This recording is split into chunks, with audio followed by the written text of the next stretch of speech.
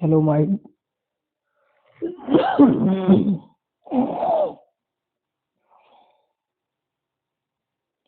Hello my dear student.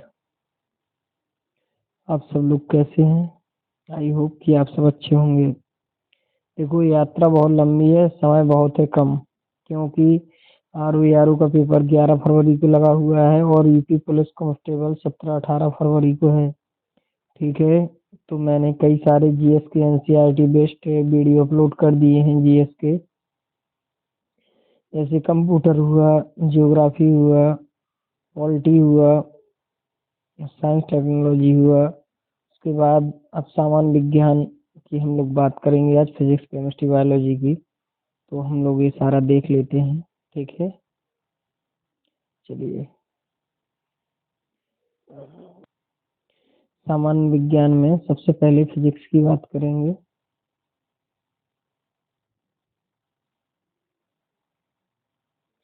सबसे पहले physics की हम लोग बात करेंगे। तो फिजिक्स में क्या होता है कि मूल राशियां होती हैं असाइनमेंट, जैसे लंबाई का मात्रक मीटर। टू द पॉइंट करने की कोशिश करेंगे कि मैराथन क्लास बहुत लंबी हो जाती है और हम लोगों को सारा कवर करना है। ठीक है,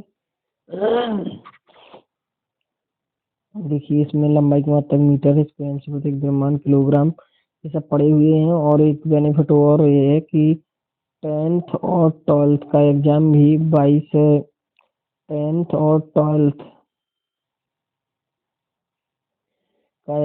22 फरवरी से स्टार्ट है, तो उनको भी एक बार रिवीजन हो जाएगा। अगर वो देख लेते हैं तो ज़्यादा बेनिफिट होगा। ये लंबाई की मात्रा मीटर, द्रव्यमान किलोग्राम, समय का सेकंड, विद्युत धारा एम्पियर, ताप केल्विन, पदार्थ की मात्रा मोल, ज्योति तीव्रता कैंडेला। 7 मूल मात्रक है।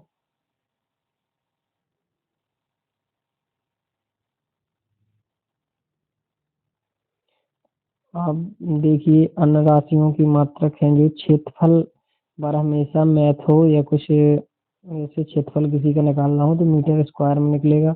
आयतन क्या होगा? घन मीटर में निकलेगा। मीटर 3 होगा। घनत्व क्या होगा?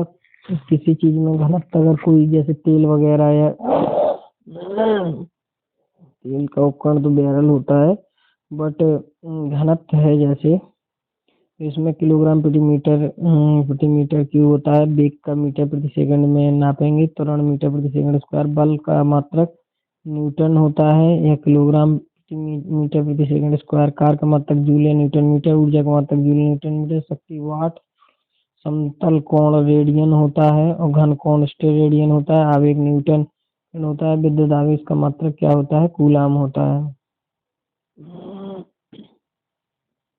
विद्युत धारिता का मात्रक फैराडे होता है। आवृत्ति हर्ट्ज होता है।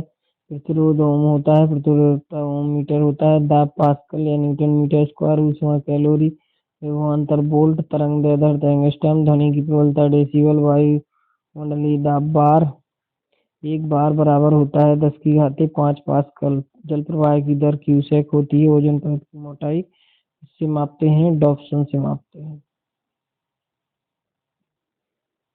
देखिए प्रकाश वर्ष क्या होता है कि प्रकाश द्वारा एक वर्ष में निर्वात में तय की गई दूरी होती है, सबसे बड़ा दूरी का मात्रक होता है। एक प्रकाश बराबर 9.46 गुणन 10⁻15 मीटर। सीधे सीधे ऑप्शन में रहता है। एक पारसेक बराबर 3 गुणन 10⁻16 मीटर। एक पारसेक बराबर 3.262 प्रकाश वर्ष। आदेश और सदिश राशियों में डिफरेंस कैसे करेंगे? सदिश राशि में परिणाम होता है, दिशा नहीं होती है। सदिश राशि में परिणाम के साथ साथ दिशा और परिणाम एवं दिशा दोनों होता है। जैसे अदिश राशि में क्या है? दूरी। दूरी में क्या होता है? दूरी नापी जाती है एक ही दिशा की। आयतन, द्रव्यमान, घनत्व, कार, ऊर्जा, समय। समय का परिमाण होता है। दूरी दिशा थोड़ी होती है किस दिशा में समय नापे। ताप, शक्ति, आवेश, चाल, विभव आदि। जो सदिश राशियां हैं उसमें क्या है कि विस्थापन किए यहाँ तक गए और फिर रिटर्न किए। वेग, किस वेग से बढ़ रही है, किस दिशा में जा रहे हैं। त्वरण, बल, संवेग, आवेग, विद्युत क्षेत्र, चुंबकीय क्षेत्र आदि। हम लोग वैज्ञानिक उपकरण एवं उनके अनुप्रयोग की बात करेंगे। जैसे एनीमोमीटर क्या होता है? एनी में से ही हम लोग समझ जाएंगे कि ऑप्शन में एनीमोमीटर रहेगा तो हवा की बात हो रही है। यानी कुछ उपकरण भी मापने वाले एग्जाम में आते हैं, तो इसको डिटेल से पढ़ना। एनीमोमीटर, वायु का वेग। एमीटर, एमीटर क्या होता है? विद्युत धारा मापने का यंत्र होता है, जो मिस्त्री वगैरह होते हैं वो लिए रहते हैं। अल्टीमीटर क्या होता है? इससे ऊंचाई मापते हैं। ऑडियोमीटर से ध्वनि की तीव्रता मापते हैं। और स्पीडोमीटर से गाड़ी की स्पीड मापते हैं। बैरोमीटर से वायुमंडलीय दाब मापते हैं। कैलोमीटर से ऊंचाई। सोनार क्या होता है? महासागर में डूबी हुई वस्तुओं की स्थिति, जैसे कोई वस्तु या कोई जहाज वगैरह डूब जाता है तो सोनार के माध्यम से हम लोग उसका पता करते हैं। पायरोमीटर उच्च ताप, मतलब इतनी केल्विन ताप उच्च तीव्रता उच्च ताप होता है उसको पायरोमीटर, ये कई बार पीसी से पूछा गया है। एक मैनोमीटर से गैसों का दाब। हाइग्रोमीटर से सापेक्षिक आर्द्रता। ओडोमीटर से वाहन के पहिए द्वारा तय की गई दूरी मापते हैं। जो स्पीडोमीटर गाड़ी में, उसको ओडोमीटर बोलते हैं, कि सुई कितनी पहिया तेज चल रहा है तो कितनी दूरी हम लोगों ने, मतलब कितनी स्पीड से बाइक चला रहे हैं। लैक्टोमीटर से दूध का अपेक्षित घनत्व, दूध की शुद्धता का। लैक्टोमीटर से ब्यूटी दुग्ध उत्पादों में वसा की मात्रा की, मतलब फैक्ट कितना है। ब्यूटीरियोमीटर, जैसे दुग्ध डेयरी वगैरह में जब हम लोग जाते हैं दूध देने, तो जितना फैट होगा उसके अकॉर्डिंग हम लोगों के मिल्क का दाम तय होगा, रेट तय होगा। हाइड्रोमीटर से द्रव जल का घनत्व। पोटेंशियोमीटर से विभवांतर मापा जाता है, ये सब पढ़े होंगे आप फिजिक्स केमिस्ट्री में। स्टेथोस्कोप से ध्वनि, हृदय की ध्वनि मापते हैं। स्टेथोस्कोप डॉक्टरों द्वारा रहता है, वो हाथ में बांध देते हैं और हवा भरते हैं और एक हृदय में भी लगा लेते हैं आला। स्फिग्नोमैनोमीटर से रक्तचाप मापते हैं। 120/80 है, क्या है? स्टेथोस्कोप हृदय में लगाया जाता है। स्फिग्नोमैनोमीटर क्या होता है? कलाई में बांध दिया जाता है, उसमें हवा भरी। कार्डियोग्राफ हृदय की गति मापते हैं। लक्समीटर प्रकाश की तीव्रता। सीस्मोग्राफ भूकंपी तरंग, सीस्मोग्राफ की सहायता से हम लोग भूकंपी तरंग का पता करते हैं। फेदोमीटर समुद्र की गहराई नापते हैं, कितना फेदम है। पॉलीग्राफ झूठ का पता लगाने, जैसे कोई झूठ बोल रहा है तो पॉलीग्राफ मशीन से हम लोग झूठ का पता लगा लेते हैं।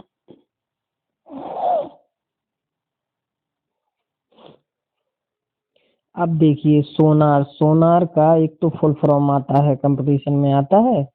तो सोनार का क्या हुआ? Sound navigation and ranging. अब सोनार किस में यूज होता है? प्रयुक्त पराश्रव्य तरंगों में, अल्ट्रा पराश्रव्य तरंग प्रयोग करता नौ संचालक। नौ संचालक की बात करेंगे तो समुद्र में होता है, इसमें महासागर में डूबी हुई वस्तु की स्थिति जानने के लिए, सब हम बता दिए हैं। अब देखो रडार क्या है? रडार का फुल फॉर्म पहले जानिए। आर से रेडियो डिटेक्शन एंड रेंजिंग, इसका पूरा नाम है radio detection and ranging. Radar का प्रयोग क्या होता है? रेडियो तरंगों को पता करना। उपयोग क्या होता है? दूर की, रडार नहीं लगा रहता भैया, रडार लगी है, दूर की वस्तुओं की स्थिति, ऊंचाई, दिशा और गति ज्ञात करने में कि कहाँ कैसा क्या पोजीशन है। भार एवं द्रव्यमान में अंतर। किसी वस्तु पर पृथ्वी द्वारा लगाया गया आकर्षण बल है। भार क्या है? भार किसी वस्तु पर पृथ्वी द्वारा लगाया गया आकर्षण बल है, इतनी भार की वस्तु है। द्रव्यमान क्या होता है? किसी वस्तु या पदार्थ का परिमाण है। भार कैसी राशि है? अदिश राशि, सदिश राशि है। द्रव्यमान कैसी है? अदिश राशि है, क्योंकि भार द्रव्यमान में क्या होता है कि जिस भी बर्तन में कोई चीज डाल देंगे तो वो उसी के आकार ग्रहण कर लेगी। किसी वस्तु का भार भिन्न भिन्न स्थानों पर भिन्न भिन्न हो सकता है, जैसे जी जीववृत्ति नियतांक होता है ना, तो ध्रुवों पर भार अलग होता है, पृथ्वी पर भार अलग होता है, और चंद्रमा पर किसी वस्तु का भार अलग अलग होता है, 1/6 ऐसे करके। द्रव्यमान सदैव समान रहता है, क्योंकि जितना है उतना ही रहेगा। दूरी और विस्थापन में अंतर जानेंगे।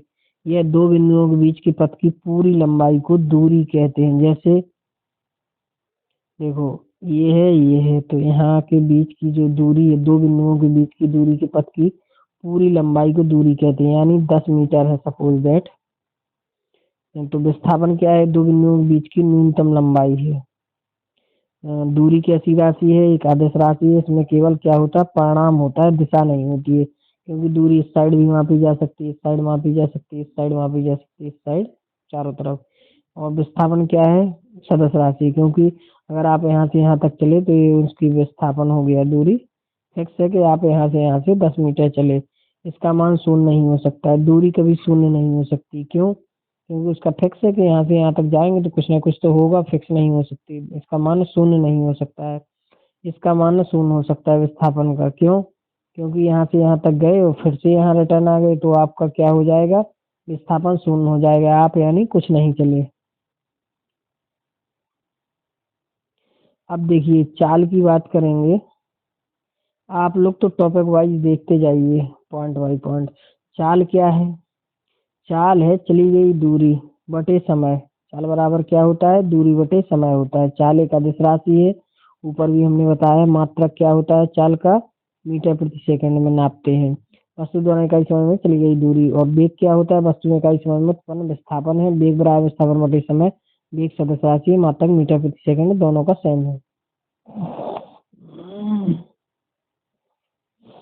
आज सही नहीं है, फिर भी लोगों के लिए क्लास कंटिन्यू रखते हैं, मेरा भी पेपर है। त्वरण क्या होता है? समय के साथ वस्तु के वेग में परिवर्तन। मेरा ये पर्पज है कि आप लोगों के लिए बेस्ट मटेरियल लाना, और आप लोगों को जिस भी विधि से समझ में आए उस विधि से समझाने की कोशिश करना।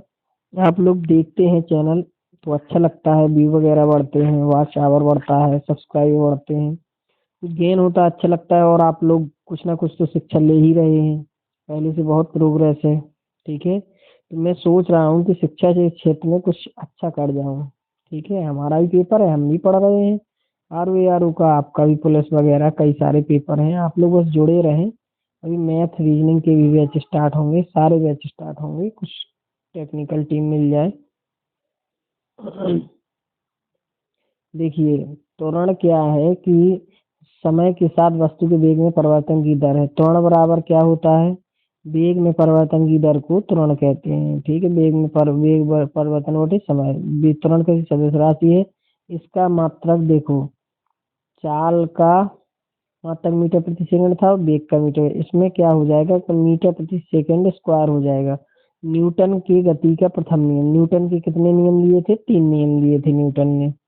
और इसको न्यूटन की गति का प्रथम नियम भी बोलते हैं, दूसरा क्या बोलते हैं, जड़त्व का नियम भी बोलते हैं, और गैलीलियो का नियम। जैसे एग्जाम में आ गया कि जड़त्व का नियम किस नियम को बोलते हैं, तो फर्स्ट सेकंड थर्ड, यानी वैसे कोई नहीं, तो आप लोग लगा के आएंगे फर्स्ट। गैलीलियो का नियम भी बोलते हैं।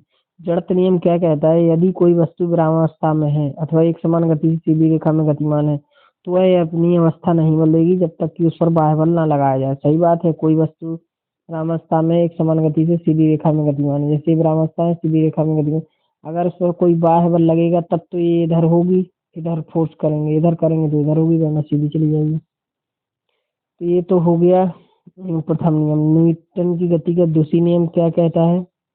न्यूटन गति का द्वितीय नियम, बल F बराबर m इंटू ए। एम बराबर होता है मॉस। मॉस क्या मतलब? द्रव्यमान। त्वरण एक्सीलरेशन, एफ बराबर एम इंटू ए। किसी वस्तु पर आरोपित बल उस वस्तु के द्रव्यमान तथा वस्तु में बल की दिशा में उत्पन्न त्वरण के गुणनफल के बराबर होता है। किसी वस्तु पर आरोपित बल उस वस्तु के द्रव्यमान तथा वस्तु में बल की दिशा में उत्पन्न त्वरण के गुणनफल के बराबर होता है। इसलिए धीमे बोल रहे हैं कि अभी बहुत दूरी तय करना है। फिजिक्स है, केमिस्ट्री है, बायोलॉजी है। न्यूटन की गति का तृतीय नियम, इसको एक और अन्य नाम दिया है। जैसे प्रथम नियम को जड़त्व का नियम और गैलीलियो का नियम बोलते हैं, इसको अन्य नाम बोलते हैं, क्या बोलते हैं? क्रिया प्रतिक्रिया का नियम। क्या बोलते हैं? क्रिया प्रतिक्रिया का नियम। जब कोई वस्तु किसी दूसरी वस्तु पर बल लगाती है तो दूसरी वस्तु भी पहली वस्तु पर विपरीत दिशा में बराबर बल लगाती है। जैसे इसका एक एग्जाम्पल देख लीजिए, जब आप बंदूक चलाते हैं तो गोली आगे की ओर बढ़ती है, और जो उसका वट रहता है बंदूक का, वो हम लोगों को पीछे की ओर झटका देता है। जब कोई वस्तु किसी दूसरी वस्तु पर बल लगाती है तो दूसरी वस्तु भी पहली वस्तु पर विपरीत दिशा में बल लगाती है। न्यूटन की गति का तृतीय नियम कहते हैं, और क्रिया प्रतिक्रिया का नियम भी बोला है। संवेग बराबर क्या होता है? संवेग मतलब P बराबर m इंटू v, द्रव्यमान गुणे त्वरण, वो वेग। संवेग कैसी सदिश राशि है? इसका मात्रक भी मीटर प्रति सेकंड है। यानी चाल, वेग और संवेग का मात्रक सेम ही है। कार, अब कार को देखेंगे, ये सब पॉइंट आते जाते हैं, हेडिंग है। कार बराबर, कार क्या है? कार को डिनोट करेंगे W से। W क्या मतलब? वर्क। कार बराबर बल गुणे बल की दिशा में विस्थापन। कार कैसी राशि है? अदिश राशि है। कार का मात्रक क्या होता है? जूल होता है।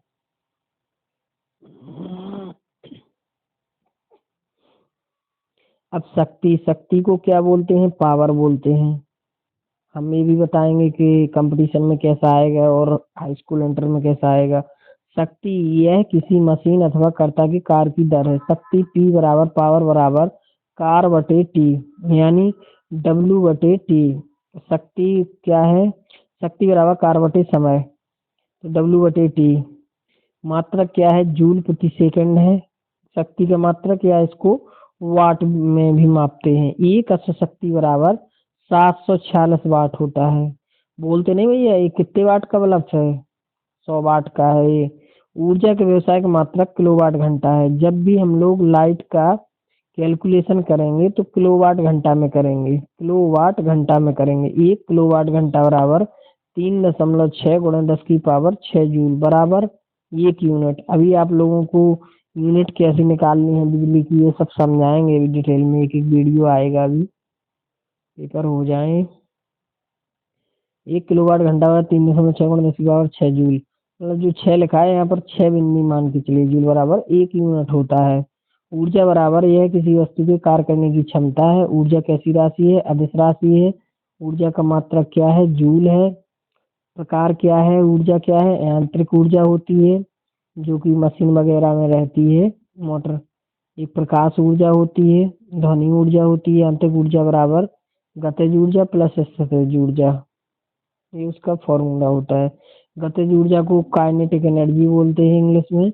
यह काइनेटिक एनर्जी है किसी वस्तु में उसकी गति के कारण ऊर्जा है, मतलब गति। काइनेटिक एनर्जी बराबर 1/2 mv स्क्वायर, जहाँ m बराबर द्रव्यमान होता है, v बराबर क्या होती है? चाल होती है। स्थितिज ऊर्जा पोटेंशियल एनर्जी, स्थितिज ऊर्जा को पोटेंशियल एनर्जी बोलते हैं। यह किसी वस्तु में उसकी स्थिति एवं आकृति परिवर्तन के कारण ऊर्जा है। तो उदाहरण क्या होता है? जैसे स्थितिज ऊर्जा तनी हुई कमान, अगर कोई तीर कमान है वो अगर वो तना हुआ है तो उसमें क्या होगी? स्थितिज ऊर्जा होगी। और स्प्रिंग, जैसे कोई एक स्प्रिंग है और अगर वो तनी हुई है स्प्रिंग, तो उसमें क्या होगा? स्थितिज ऊर्जा होगी। तो तनी हुई स्प्रिंग में संचित ऊर्जा को स्थितिज ऊर्जा बोलते हैं, यानी पोटेंशियल एनर्जी।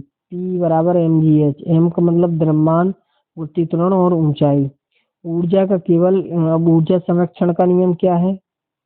ऊर्जा संरक्षण का नियम ये कहता है कि ऊर्जा का केवल एक रूप से दूसरे रूप में रूपांतरण हो सकता है।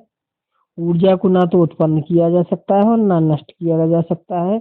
लिंडे-मान का नियम भी बोलते हैं 10%, बस ये क्या है? उसका ह्रास हो जाता है 10%। एक रूपांतरण से पहले का रूपांतरण के बाद कुल ऊर्जा सदैव अचल रहती है, मतलब नियर अबाउट समथिंग एक सी ही रहती है।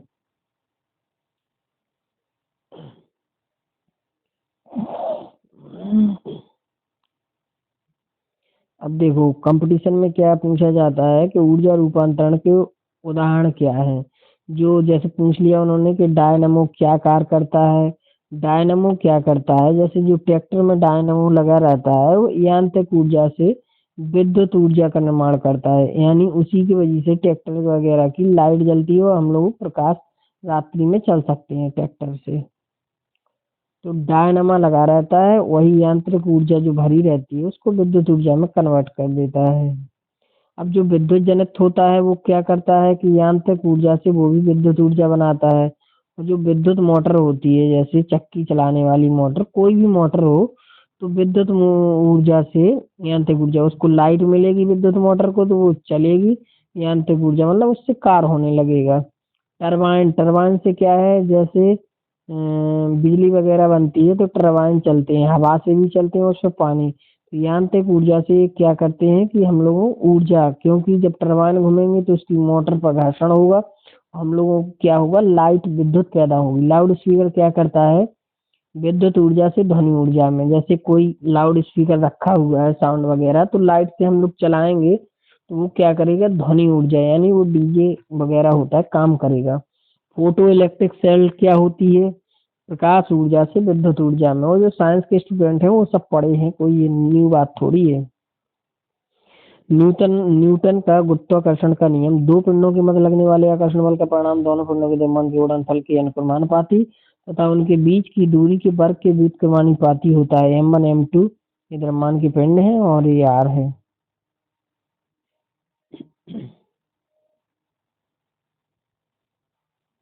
तो F समानुपाती m1 m2 upon r2, F बराबर g m1 m2 upon r2। m पहले पिंड का द्रव्यमान, m2 दूसरे पिंड का द्रव्यमान, r दोनों पिंडों के बीच की दूरी है। g क्या है? गुरुत्वाकर्षण नियतांक है। g का मान 6.67 into 10⁻11 newton into metre square प्रति किलोग्राम स्क्वायर। पृथ्वी का पलायन वेग, ये कभी कभी क्वेश्चन पूछ लिया जाता है, 11.2 किलोमीटर प्रति सेकंड। अगर इस वेग से कोई वस्तु पृथ्वी से अगर भेज देंगे तो वो क्या चली जाएगी? ऊपर चली जाएगी, फिर नीचे नहीं आएगी। सह का आवर्तकाल t बराबर 2 pi under root l upon g. सह की प्रभावी लंबाई बराबर जी बराबर गुरुत्वीय त्वरण। अनंत लंबाई की सह का आवर्तकाल 84.6 मिनट। 2 सेकंड की आवर्तकाल वाला सेकंड लोलक कहलाता है। प्रत्यास्थ वस्तु का वह गुण जिसके कारण वस्तु पर लगा बाह्य बल हटाने पर वह वस्तु अपनी प्रारंभिक आकार एवं आकृति पाने का प्रयास करता है। पूर्ण प्रत्यास्थ वस्तुएं उदाहरण क्या है? पूर्ण प्रत्यास्थ वस्तुएं क्वार्टज हैं, बाह्य बल हटाने पर अपनी प्रारंभिक अवस्था को पूर्णतः प्राप्त कर लेती हैं।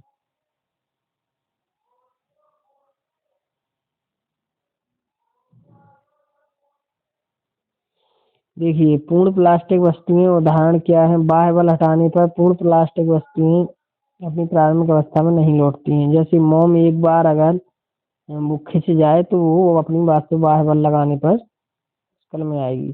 पृष्ठ तनाव क्या होगा? पृष्ठ तनाव का मात्रक होता है न्यूटन प्रति मीटर। द्रव का वह गुण जिसके कारण इसका पृष्ठ न्यूनतम क्षेत्रफल घेरने की प्रवृत्ति रखता है। उदाहरण वर्षा की बूंद का गोला होना। जब बारिश होती है तो उसकी जो बूंद गोल होती है वो पृष्ठ तनाव के कारण ही संभव है। मतलब एग्जाम में आया कि वर्षा की बूंद किस कारण से गोल होती है? पृष्ठ तनाव के कारण। अब ससंजक बल और असंजक बल क्या है? ससंजक बल एक ही पदार्थ के अणुओं के बीच का आकर्षण बल है। असंजक बल क्या है? भिन्न भिन्न पदार्थों के अणुओं के बीच का आकर्षण बल है। केश नली में किसी द्रव के ऊपर, पहले ससंजक बल और असंजक बल को अच्छे से देखो। एक ही पदार्थ के अणुओं के बीच का आकर्षण बल, जो पदार्थ होता है एक ही पदार्थ के अणुओं के बीच का आकर्षण बल, मतलब उन्हीं पदार्थ के बीच के आकर्षण बल को होते ससंजक बल। आकर्षण भिन्न भिन्न पदार्थों के अणुओं के बीच का बल को असंजक बल बोलते हैं। केश नली में किसी द्रव के ऊपर चढ़ने अथवा नीचे उतरने की घटना केशकत कहलाती है। उदाहरण पौधे में जल का चढ़ना केशकत, फाउंटेन पेन में स्याही के चढ़ना केशकत, लालटेन में तेल का चढ़ना आदि केशकत। जब लालटेन जलाते हैं तो जो बत्ती, ये सब एग्जाम में आते हैं पीसीएस वगैरह और हर एग्जाम में, लालटेन में तेल का चढ़ना केशकत के कारण ही होता है। और जो जल जमीन में जाता है वो ही केशकत के कारण ही जाता है।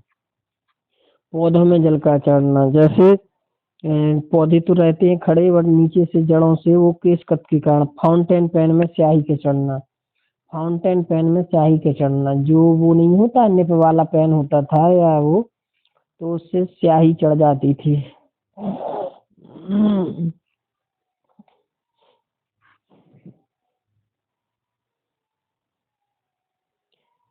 केशकत का कारण है पृष्ठ तनाव के कारण। अब श्यानता क्या होती है? श्यानता एक तरल द्रवों में श्यानता होती है। श्यानता क्या कहलाती है? गाढ़े द्रव, जैसे श्यानता किसमें होगी? शहद में ज्यादा होगी। शहद किससे होता है? मधुमक्खी से। ग्लिसरीन में होगी, जब ओठ वगैरह फटते हैं सर्दियों में लगाते हैं, आदि में श्यानता अधिक होगी। मतलब ये क्या है? गाढ़े द्रव है। द्रव का वह गुण जिसके कारण वो अपनी विभिन्न परतों के मध्य सापेक्ष गति का विरोध करता है। ताप बढ़ने पर गैसों की श्यानता बढ़ती है। क्या होगा कि अगर आप किसी द्रव को गर्म करेंगे, जैसे शहद को गर्म करेंगे, तो उसकी क्या है कि अणु इधर उधर भगेंगे। ताप बढ़ने पर गैसों की श्यानता बढ़ती है तथा द्रवों की श्यानता घटती है। यानी जब इसका मतलब गैसों की श्यानता बढ़ती है, जैसे गैस सिलेंडर को गर्म करेंगे तो गैस इधर उधर जल्दी से श्यानता बढ़ती है और एक जगह इकट्ठे होंगे। द्रव की अगर जैसे कोई डालडा हुआ या कुछ हुआ शहद तो उसके अणु दूर दूर होंगे यानी तरल और हो जाएगा। ठोसों में श्यानता नहीं होती, लोहा में थोड़ी श्यानता होती है। दाब क्या कहलाता है? एकांक क्षेत्रफल पर नंबर लगने वाला बल दाब है। दाब बराबर बल बटे क्षेत्रफल यानी एफ अपॉन ए। मात्रक न्यूटन मीटर स्क्वायर होता है। दाब का मात्रक न्यूटन मीटर स्क्वायर होता है। दाब बराबर प्रेशर बल बटे क्षेत्रफल एफ अपॉन ए। अब उत्प्लावन बल के कारण क्या होता है? उत्प्लावन बल वस्तु को द्रव में डुबाने पर भार में कमी का आभास। द्रव में वस्तु के भार में आभासी कमी का कारण जब द्रव द्वारा वस्तु पर ऊपर की ओर लगाया गया बल उत्प्लावन बल है।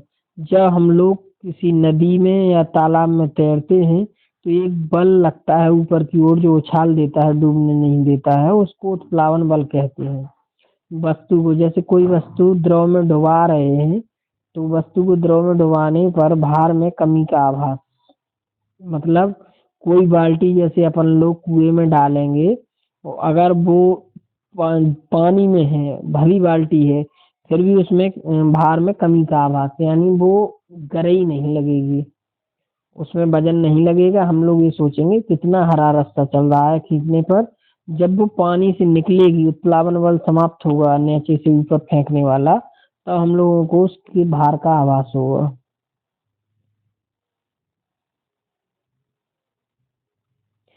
अब आर्किमिडीज का सिद्धांत क्या है? आर्किमिडीज का सिद्धांत ये कहता है कि जब कोई वस्तु किसी द्रव में आंशिक या पूर्ण रूप से डुबोई जाती है तो उसके भार में कमी का आभास होता है।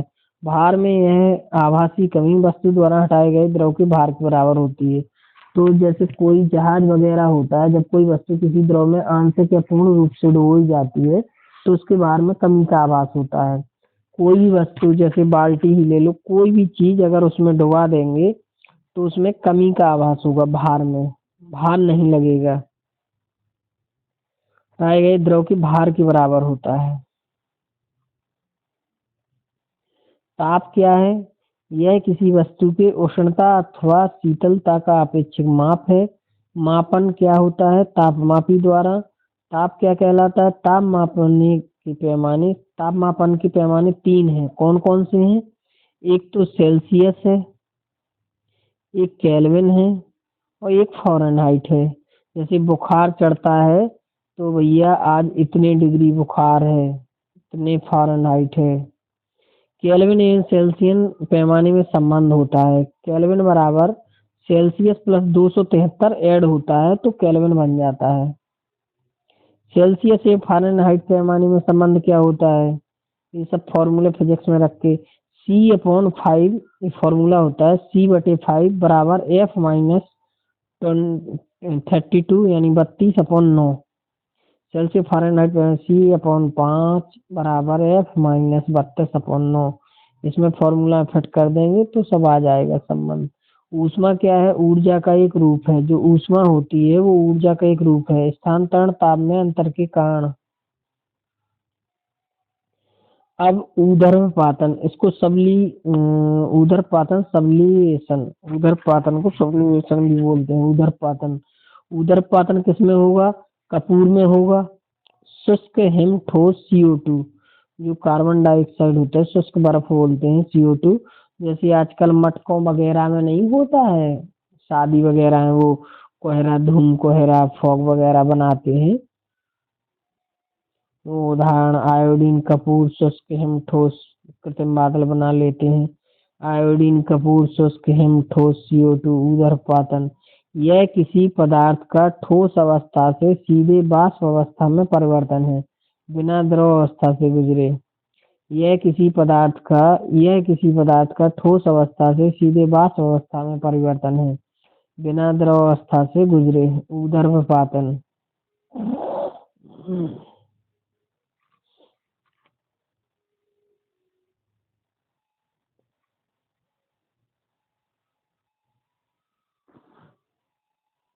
उदाहरण आयोडीन कपूर शुष्क हिमठोस CO2। आयोडीन कपूर शुष्क, आयोडीन जो होती है वो ऊर्ध्वपातन। यह किसी पदार्थ का ठोस अवस्था से सीधे वाष्प अवस्था में परिवर्तन है बिना द्रव अवस्था। आप लोगों ने देखा होगा कि नमक क्या है कि ठोस अवस्था से सीधा वाष्प अवस्था में जाएगा। आयोडीन, कपूर जो होता है, अब आप अगर उसको खुले में रख देंगे टिकिए को, तो वो द्रव नहीं बनेगा, सीधा वाष्प से जाके वो खत्म हो जाएगा सब। तो उधर पाचन सब्लिमेशन, आयोडीन, कपूर, शुष्क हिम, ठोस, CO2। प्रकाश क्या है? प्रकाश द्योत प्रकृति तरंग एवं कण ऊर्जा का एक रूप है। विकिरण ऊर्जा है, वस्तुओं को दृश्यमान बनाता है। वस्तुओं को क्या बनाता है?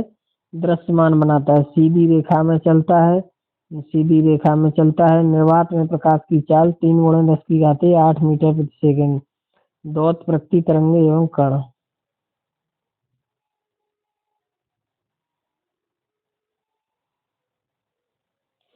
किसी माध्यम में प्रकाश की चाल म्यू बराबर C/म्यू।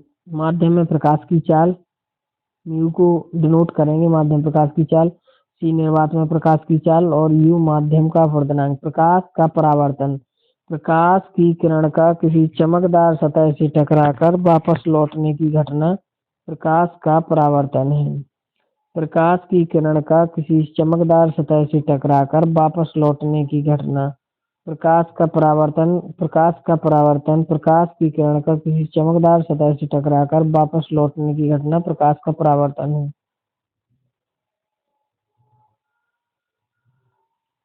अब देखो परावर्तन के नियम। परावर्तन के कौन कौन से नियम हैं?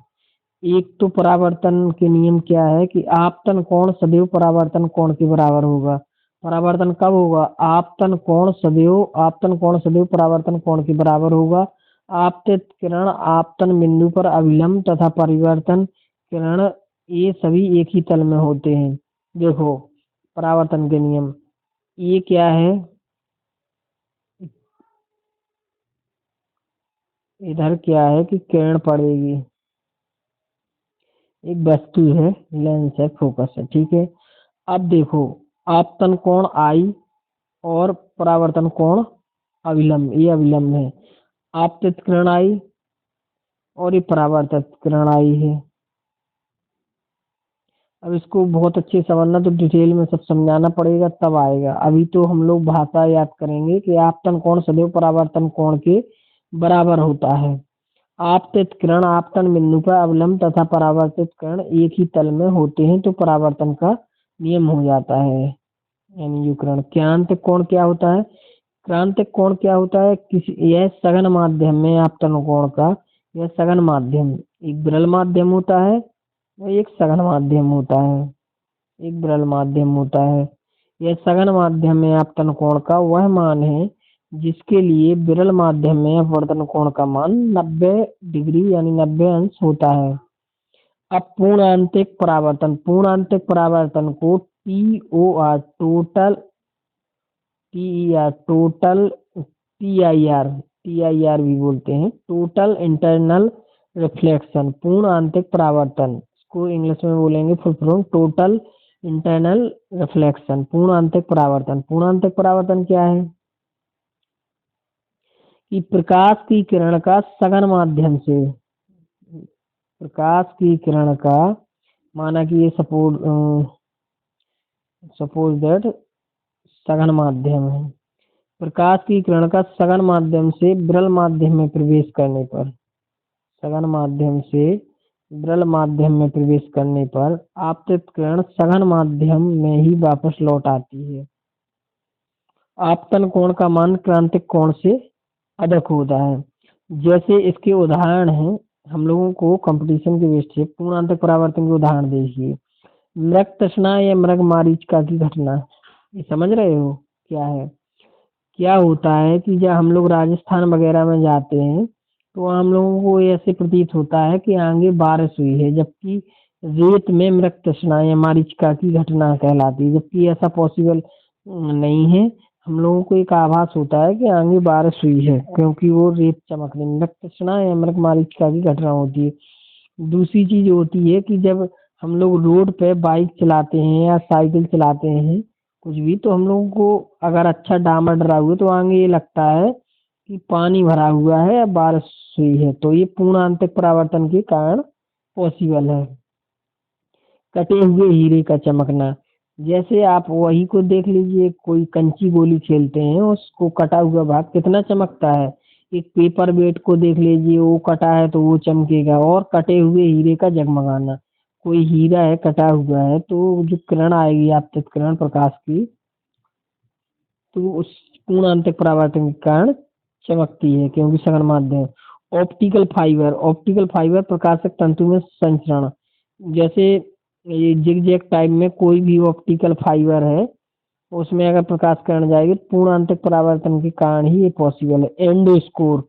एंडोस्कोप क्या होता है कि जो अंदर जब एंडोस्कोपी होती है शरीर की, तो कोई भी प्रकाशक तंतु डालते हैं मशीन के द्वारा, तो अंदर की चीजें बड़ी दिखेंगी और हम लोगों को सब पता चल जाएगा। ये पूर्ण आंतरिक परावर्तन के कारण ही पॉसिबल है कि आगे क्या खराबी है शरीर में। एंडोस्कोप। अब प्रकाश का अपवर्तन। प्रकाश की किरण का एक माध्यम से दूसरे माध्यम में जाने पर अपनी पथ में विचलन होने की घटना को प्रकाश का परावर्तन कहते हैं। जैसे इधर सघन माध्यम है तो विरल माध्यम में जाएगी तो ऊपर उठ जाएगी।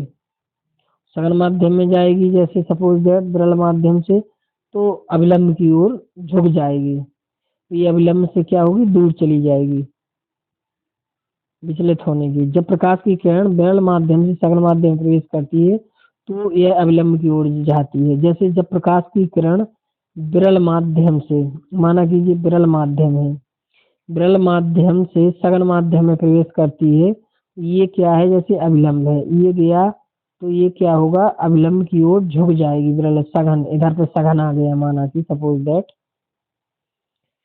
तो वह अवलंब की ओर झुक जाती है। देखो ये गई किरण, ये सघन माध्यम है। देखो एक ये तो हो गया अविलंब, क्या हो गया, अविलंब हो गई। अब विरल माध्यम से एक किरण गई, एक आपतित किरण आई विरल माध्यम से, सघन माध्यम में प्रवेश की, तो ये क्या हो गई, अविलंब की ओर झुक गई है, अविलंब है। इसी घटना को प्रकाश का अपवर्तन कहते हैं। ये सब छोटी छोटी चीजें पॉइंट है। देखो एक ये है, ये सघन माध्यम है, ये आपतित किरण आई सघन माध्यम में, ये विलंब है। जब प्रकाश की किरण सघन माध्यम से, ये सघन माध्यम है, विरल माध्यम में प्रवेश करती है तो वह अविलंब से दूर हट जाती है। सीधी बात है, सघन से विरल में जाएगी तो दूर हट जाएगी।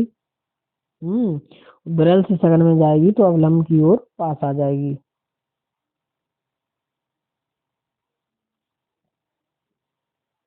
अब हम लोग देखेंगे अपवर्तन के उदाहरण। जल में डूबी हुई छड़ का मुड़ा हुआ प्रतीत होना।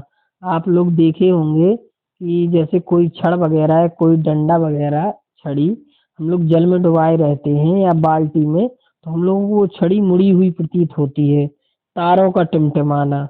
हम लोग सोचते हैं कि ये जो तारे स्थिर हैं, बट हम लोग को लग रहे हैं कि वो एक दूसरे से चल रहे हैं, हल रहे हैं, टिमटिमा रहे हैं। ये अपवर्तन के कारण ही, रिफ्लेक्शन के कारण ही पॉसिबल है। जल में पड़े सिक्के का अपनी वास्तविक जगह से ऊपर उठा दिखाई देना। जैसे कुछ लोग खेल खिलवाते हैं कि जल में एक सिक्का डला रहेगा, तो एक चीज और रहता है कि एक गिलास रखे रहेंगे उस पानी का, उसमें कोई सिक्का डालेंगे तो हम लोग सोचते हैं उसमें जाता क्यों नहीं है, वो हटा देगा पानी को, साइड में चला जाएगा, गिलास में नहीं जाएगा। कभी बाल्टी वगैरह में खिलवाते हैं। और दूसरी चीज ये है कि जल में पड़े सिक्के का अपने, अगर जैसे कोई सिक्का पड़ा हुआ है कोई वस्तु जल में, तो रियल में वो दूर होती है, बट हम लोगों को ऐसा लगता है कि थोड़ी ऊपर उठी हुई है।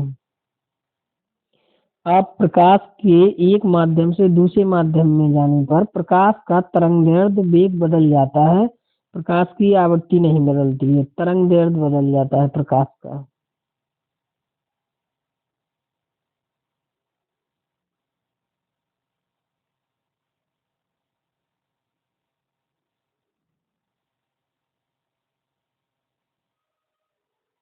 जैसे एक कंपटीशन में क्वेश्चन पूछा जाता है कि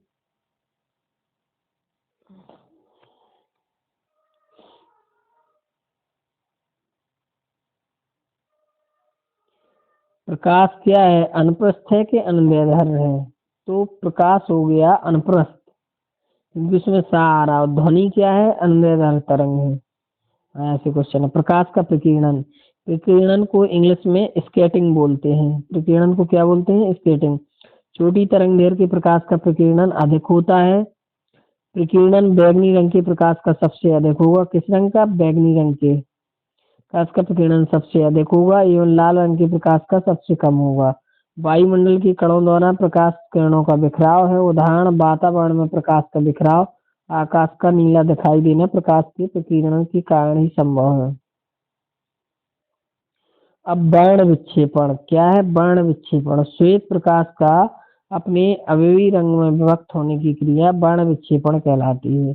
देखिए एक प्रिज्म रहता है, ये तिकोना टाइप का, श्वेत प्रकाश जाएगा तो इसमें क्या होगा, विबग्योर, विबग्योर यानी बी से वायलेट, आई से इंडिको, इंडिको, बी से ब्लू, जी से ग्रीन, वाई से येलो, ओ से ऑरेंज और आर से रेड। प्रिज्म से वर्ण विक्षेपण द्वारा प्राप्त रंगीन प्रकाश किरणों का क्रम आधार से ऊपर की ओर होता है, मतलब विविध की ओर, वायलेट, इंडिको, ब्लू, ग्रीन, येलो, ऑरेंज और रेड। लाल रंग के प्रकाश की तरंगदैर्घ्य सबसे अधिक होती है और बैंगनी रंग के प्रकाश की तरंगदैर्घ्य सबसे कम होती है, इसलिए उसका विकिरण सबसे कम होगा। छोटी तरंगदैर्घ्य के प्रकाश का विकिरण अधिक होता है।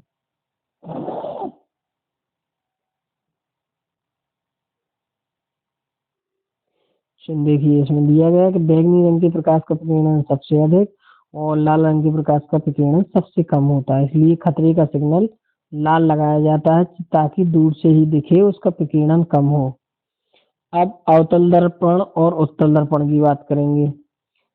कंपटीशन के बेस से अवतल दर्पण क्या होता है कि अवतल दर्पण में क्या होता है कि दाढ़ी बनाने के शीशे के रूप में जब हम लोग शेविंग करवाने जाते हैं वहां पर अवतल दर्पण लगा रहता है और हम लोगों को फेस साफ साफ दिखता है, जिससे उसको आसानी होती है शेविंग बनाने में। डॉक्टरों द्वारा, जो डॉक्टर होते हैं वो अवतल दर्पण लगा के ही आंख देखते हैं, कान के पर्दे को अंदर देखते हैं, नाक और गले का निरीक्षण करने में अवतल दर्पण का प्रयोग करते हैं। टार्च एवं वाहनों की हेडलाइट, जो टार्च होती है, सीधी बात ये समझ लीजिए, जो अवतल दर्पण होता है वो प्रकाश को फैलाता है, उत्तल दर्पण सिकोड़ता है। तो जो टार्च होती है, वाहनों के जो हेडलाइट होते हैं वो किसके बने होते हैं, अवतल दर्पण के। उत्तल दर्पण क्या होता है, वाहनों में पार्श्व दर्पण यानी जो साइड मिरर होते हैं, जो शीशे लगे रहते हैं साइड के, उसमें पीछे से आते हुए वाहन की जो रोशनी गलती है उसमें, तो वो क्या होता है, सिकोड़ता है किरणों को। अगर बड़ा दिखेगा तो हम लोग तो चला ही नहीं पाएंगे, बिल्कुल सिकोड़ेगा, तो उससे पता चल जाएगा साइड दर्पण। उत्तल दर्पण का प्रयोग। लेंस के प्रकार क्या है, लेंस के मुख्य प्रकार हैं उत्तल लेंस और अवतल लेंस, दो प्रकार हैं। अब उत्तल लेंस को क्या बोलते हैं, अभिसारी यानी रियल। अपसारी, अपसारी लेंस किसको बोलेंगे, अवतल को बोलेंगे। लेंस की जो शक्ति होती है P बराबर आई अपॉन एफ, पी लेंस की शक्ति है, एफ लेंस की फोकस दूरी मीटर में। उत्तल लेंस की क्षमता क्या होती है, उत्तल लेंस की क्षमता धनात्मक होती है और अवतल लेंस की क्षमता क्या होती है, ऋणात्मक होती है। ये भी आप लोगों को ध्यान रखना है।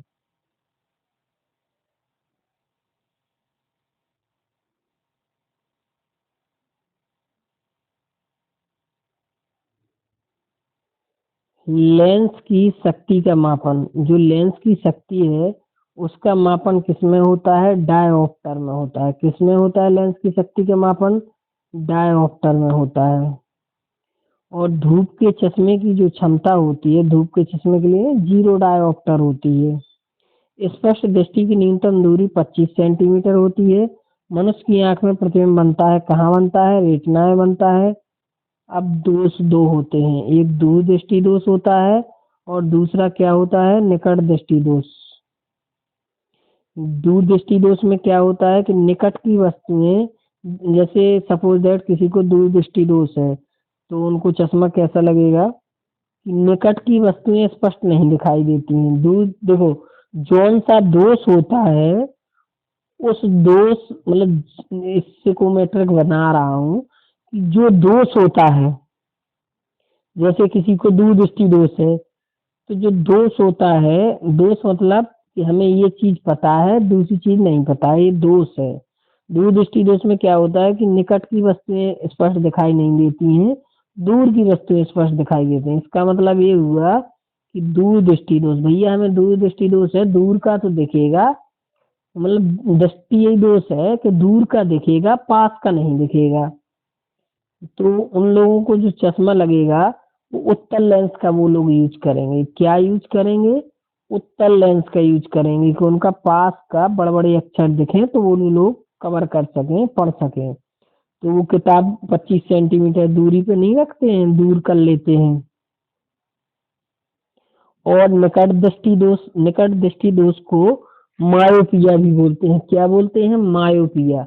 अब देखो इसका जस्ट उल्टा हो जाएगा कि दूर दृष्टि दोष में दूर की वस्तुएं दिखाई देती थी, पास की नहीं दिखाई देती थी, और निकट में पास की दिखाई देंगी, दूर की नहीं दिखाई देंगी। तो जो इसका निवारण होगा वो अवतल लेंस से होगा। बहुत अच्छे से आप लोग समझ भी गए होंगे। अब देखिए बात करेंगे अनुदैर्ध्य तरंग की और अनुप्रस्थ तरंगी की। कितने अच्छे तरीके से फिजिक्स को, इतने लेंदी सब्जेक्ट को, फिजिक्स को आसान भाषा में, सरल भाषा में। अभी आप लोगों को डायग्राम से भी पढ़ाएंगे, परेशान ना हो, अभी पेपर है तो फास्ट कर रहे। देखो अनुदैर्ध्य तरंग होती है, अनुदैर्ध्य में धा छुपा हुआ है, धा से क्या हो जाएगा? ध्वनि तरंग हो जाएगी। और अनुप्रस्थ में सा छुपा हुआ है तो क्या हो जाएगा? ये प्रकाश तरंग हो जाएगी। बस आप लोग याद रखे रहना अपना। अनुदैर्ध्य माध्यम के कणों का कंपन तरंग के संचरण दिशा की समांतर। जो माध्यम के कणों का कंपन उदाहरण ध्वनि तरंग, ध्वनि ऐसे ऐसे ऐसे चलेगी, स्प्रिंग में उत्पन्न तरंग, स्प्रिंग में उत्पन्न तरंग, स्प्रिंग छोड़ देंगे तो वो भी उसमें अनुदैर्ध्य तरंग में आएगी। अनुप्रस्थ तरंग क्या है? माध्यम के कणों का कंपन तरंग के संचरण दिशा की लंबवत होती है, मतलब ऐसे लंबवत है, सीधी रेखा में। जैसे ये रस्सी है तो रस्सी में उत्पन्न तरंग, रस्सी अगर खोल लेंगे तो ये उत्पन्न तरंग, पानी में उत्पन्न तरंग। आप लोग पत्थर नहीं मारते हैं पानी में, तो ऐसे ऐसे ऐसे ऐसे ऊपर ऊपर अच्छे से ऐसे ऐसे करते चला जाता है। तरंग की चाल v बराबर एन वाई अपॉन टी। जहाँ तरंग की आवृत्ति है, टी क्या है? तरंग का आवर्तकाल है। अब देखेंगे हम लोग ध्वनि।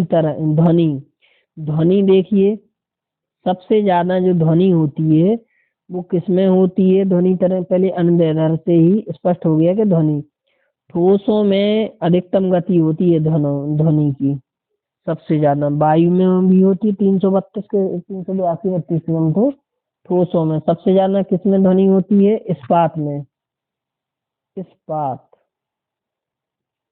इस्पात में सबसे, इस्पात बोले तो स्टील, यानी लोहा वगैरह से। सामान्यतः वायु में ध्वनि की चाल होती है वो 330 मीटर प्रति सेकंड होती है। 330। संचरण के लिए माध्यम की आवश्यकता होती है। जो ध्वनि तरंग होती है उसमें माध्यम की आवश्यकता होती है। जैसे अंतरिक्ष में अगर आप किसी एक दूसरे को बुलाएंगे तो वहां पे ध्वनि तरंग जीरो हो जाएगी, सुनाई नहीं देगा, क्योंकि वहां पे कोई माध्यम ही नहीं है, माध्यम की आवश्यकता होगी। ध्वनि का जो मात्रक है वो क्या है? डेसिबल है। क्या है? डेसिबल है। आर्द्रता बढ़ने पर गति बढ़ती है। जैसे ह्यूमिडिटी, बरसात के मौसम में आप लोग देखेंगे जब बारिश वगैरह हो जाएगी और अगर आप लोग चिल्लाएंगे तो जहाँ पे जंगल अंगल लगा होगा बहुत तेज सुनाई देगा।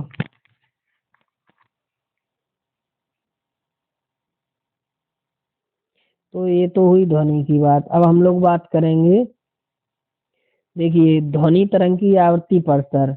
एक अपश्रव्य तरंगे होती हैं, श्रव्य तरंगे होती हैं, पराश्रव्य तरंगे होती हैं। अपश्रव्य तरंगे आवृत्ति 20,000 हर्ट्ज से कम होती है, श्रव्य तरंगे 20 से 20,000 हर्ट्ज होती है, और पराश्रव्य अल्ट्रासोनिक 20,000 हर्ट्ज से अधिक होती है। कुत्ता बिल्ली वगैरह सब सुन सकते हैं।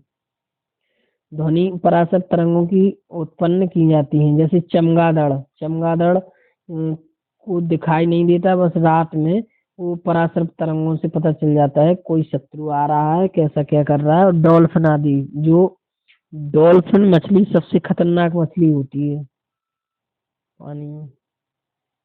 विद्युत धारा, किसी चालक में आवेश प्रवाह की दर को विद्युत धारा यानी इलेक्ट्रिक करंट बोलते हैं।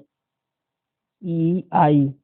मात्रक क्या होता है विद्युत धारा का? एम्पियर में धारा मापी जाती है। 1 एम्पियर बराबर 1 कूलाम प्रति सेकंड होता है।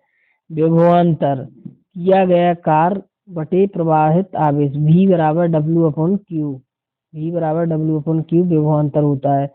प्रतिरोध, प्रतिरोध को R डिनोट करेंगे रेजिस्टेंस से, लिखा नहीं रहता, बताते हैं सब। R प्रतिरोध, R रेजिस्टेंस। R बराबर V/I। V क्या है? विभवांतर है। I क्या है? विद्युत धारा है। विद्युत शक्ति, इलेक्ट्रिक पावर। P बराबर विद्युत धारा V इंटू विभवांतर I। यूनिटों की संख्या, कैसे पता चलेगा कि इतने बल्ब जल रहे हैं मकान में और इतने यूनिट बिजली का बिल आया हुआ है? तो यूनिटों की संख्या बराबर वोल्ट। कितने वोल्ट का, जैसे कोई यूज नहीं करता टीवी वगैरह, इतने वोल्ट, फ्रिज इतने वोल्ट, 220 वोल्ट ले रहा। एम्पियर यानी धारा। घंटे, कितने घंटे बिजली यूज हुई है बटे 1000। वाट इंटू घंटे, कितने वाट का बल्ब चल रहा है, कितने घंटे अपॉन 1000। देखो ट्रांसफार्मर, ट्रांसफार्मर फिजिक्स में 12th में रहते हैं। इसका टॉपिक रहता है ट्रांसफार्मर दो प्रकार के होते हैं। 2 टाइप्स ऑफ ट्रांसफार्मर, ऊंचाई ट्रांसफार्मर और अपचाई ट्रांसफार्मर। ऊंचाई ट्रांसफार्मर क्या करता है कि निम्न विभव की प्रत्यावर्ती धारा को उच्च विभव की प्रत्यावर्ती धारा में बदलना। जो गांव और अपचाई क्या करता है कि उच्च विभव की प्रत्यावर्ती धारा को निम्न विभव की प्रत्यावर्ती धारा में बदलना। उच्च विभव की प्रत्यावर्ती धारा को निम्न विभव की प्रत्यावर्ती धारा में बदलना। जैसे 11,000 वोल्टेज की लाइन कड़ी हुई है, ट्रांसफार्मर क्यों कंपलसरी है? हम लोग 11,000 वोल्टेज की लाइन में क्यों नहीं डाल सकते हैं केबल? क्यों केबल डालेंगे तुरंत केबल फूक जाएगी, क्योंकि उच्च विभव की प्रत्यावर्ती धारा है। तो जो अपचाई, जो हम लोग ट्रांसफार्मर लगाते हैं अपने खेत वगैरह में, गाँव वगैरह में ट्रांसफार्मर रखा जाता है, वो क्या करता है कि उच्च विभव की प्रत्यावर्ती धारा को निम्न विभव की प्रत्यावर्ती धारा में बदलना। यानी वो कम कर देगा धारा का वेग, तो हम लोगों के घरों में हम लोग यूज कर सकते हैं। ऊंचाई ट्रांसफार्मर क्या रहता है? जहाँ पे पावर हाउस रहता है तो वहाँ पे उच्च विभव का ट्रांसफार्मर रखा जाता है कि निम्न विभव की प्रत्यावर्ती धारा को उच्च बढ़ा के तारों में भेजना। तो ये 50 मिनट से कम समय में ये पूरा फिजिक्स की मैराथन क्लास, PHYSICF फिजिक्स, वाई प्रदेश सर, आसान भाषा में आप लोगों को समझाया। जिन लोगों को पसंद आए वो लोग चैनल को सब्सक्राइब करें। जय हिंद, मिलते हैं नेक्स्ट वीडियो केमिस्ट्री।